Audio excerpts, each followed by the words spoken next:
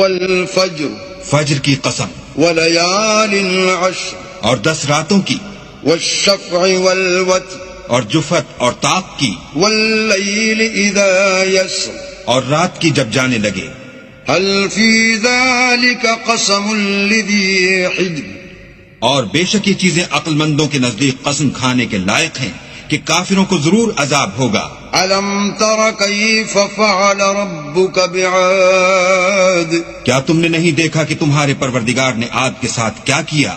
إرم ذات العماد جو ارم کہلاتے تھے، اتنے دراز قد، التي لم يخلق مثلها في البلاد کہ تمام ملک میں ایسے پیدا نہیں ہوئے تھے۔ وثمود الذين جابوا الصخر بالواد اور سمود کے ساتھ کیا کیا جو وادی قرا میں پتھر تراشتے اور گھر بناتے